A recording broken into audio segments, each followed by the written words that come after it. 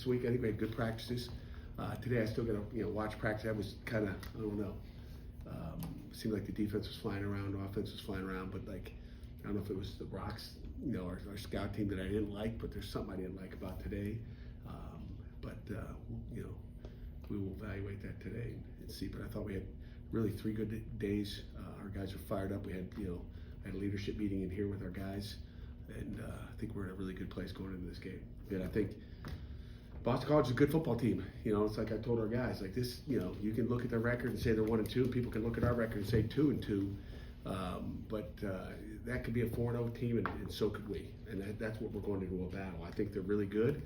I really do. I mean, they got a run game. They got, their quarterback Longer is a really good football player. I got a ton of respect for him. I think he's really good. He makes good decisions. He's decisive with the ball, gets the ball out, doesn't take a lot of sacks. Obviously, he's made mistakes, but what quarterback hasn't? It's not an easy game to play. It's the hardest position on the field. But I've been impressed with the way he plays quarterback. I think he's going to be a special player in this ACC conference. What have you? Questions? I'm sorry.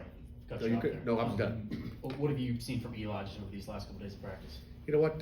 He's had a good week of practice. I've been impressed. Just the way he's bounced back. From last Saturday, I feel good. I mean, just a little bit more.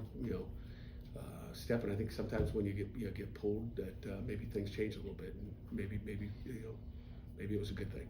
How's Eli starting on Saturday? Yes, sir. How long is the leash for Eli on Saturday? There's leash. There's a regular old leash. And again, I've got it's a pretty long leash. But you have to play it. But here's the one thing. Quarterbacks are going to get all the criticism. When you lose, and they're going to get all the praise when you win. I mean, and we know both of them are too much of each. There's multiple reasons. Okay, on offense, defense, special teams. Okay, and elsewhere.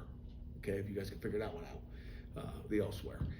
So there's plenty of reasons for not winning football games, and it doesn't always lie with the quarterback. It's everybody around them, and you know what? Everybody's got to step up. If you're receivers aren't playing good, well, the run game better step up. If quarterback's not playing good and not throwing it good, then better run game better be better too. All those different factors. It's coaches, it's players, it's everybody. We all take responsibility. We all point the thumb at ourselves, and that's my job to get it right. So I'm looking forward to that noon at Saturday, playing a really good football team, and playing 4 quarters of football and finishing that game. Pat, did you see? That's been the emphasis all week.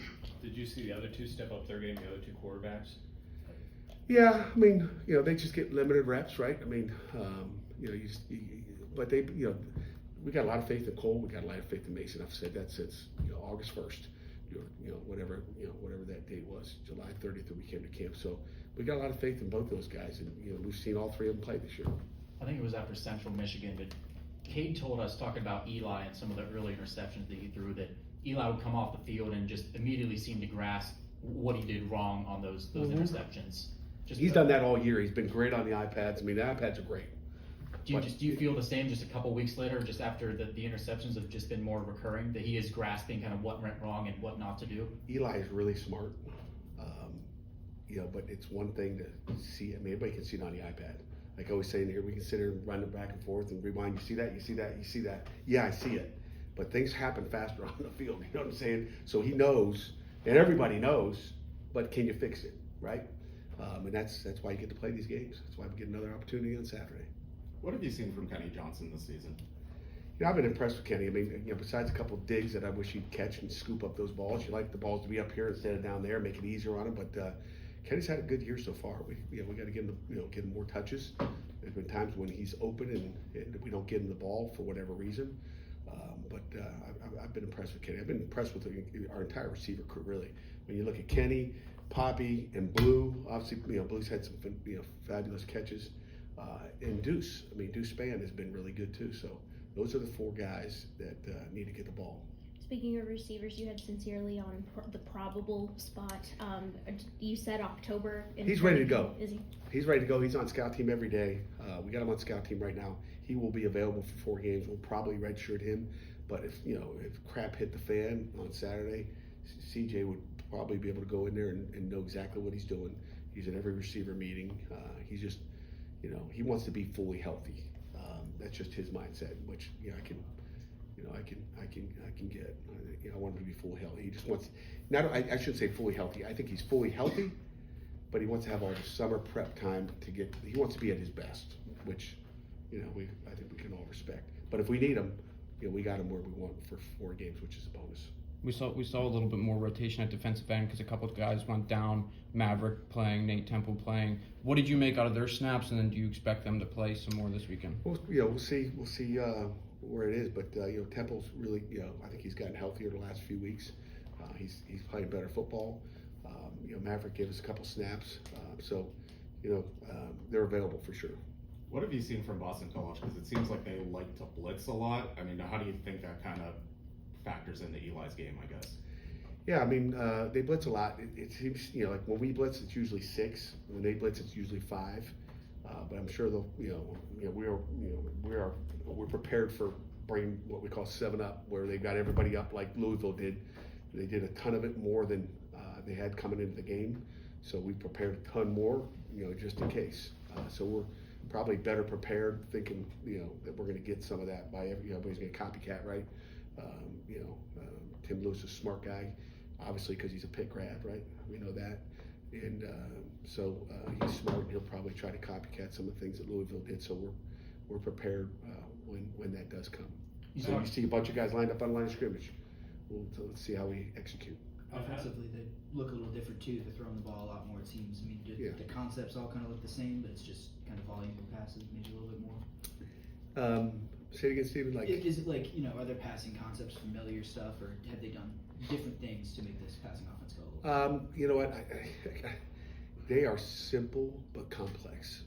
Okay, I just think they do a really good job in the passing game. Obviously, they're 4th in the country in passing offense. Long range, he's the one that makes it go. But I think they keep it simple with what he does.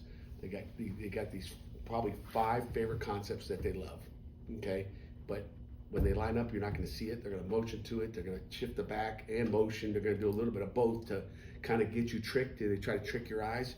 Our guys got to be really good. Their safety's got to be really good with what we see this week. The safeties will be the players of the game based on what we're seeing and what we're doing. If we can handle this pass offense, and again, no one's shut them down yet in the passing. They're averaging 300 yards a game passing. So, if we can hold them at 250, I'll be fired up. Now, what are they doing to get Bond so many catches? They keep it simple, and I mean he's not a deep ball guy. Harris is probably their deep ball guy, but he's capable of going deep as well. But different concepts. They love him on a mesh concept that he's they try to give him the ball in the boundary hash a lot. I mean, there's just different concepts that they got, and again, they dress it up. Whether it's 12 personnel, 11 personnel, they dress it up. They do I think a great job. Since you mentioned the safeties, is Kavir a guy who maybe earned some more snaps with his play last week? Absolutely. He played really well last week. I was impressed with number one, the way he tackled, right? But he did a nice job. It seemed like Cal kind of did not blitz BC as much, and it kind of did slow them down a little bit. Did you see a little bit of that as well?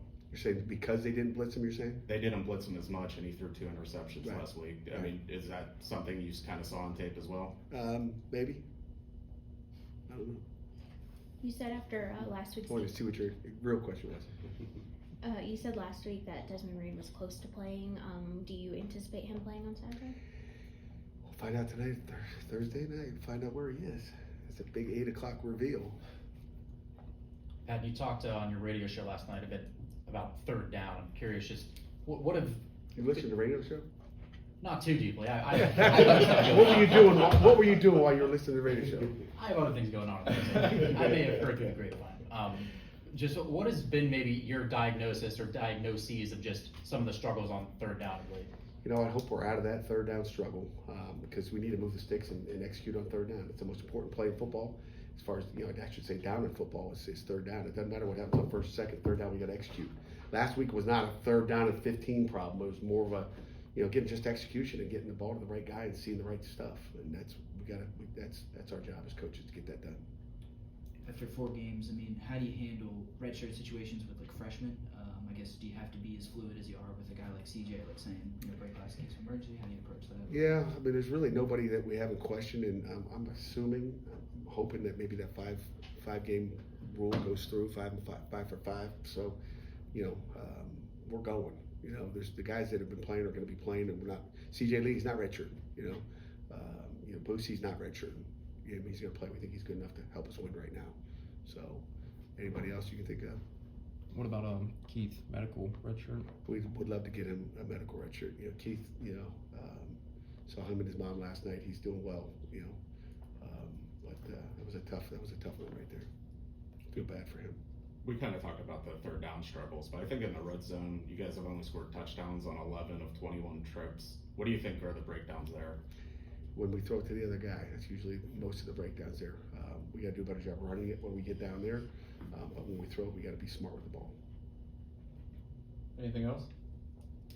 Okay. Perfect.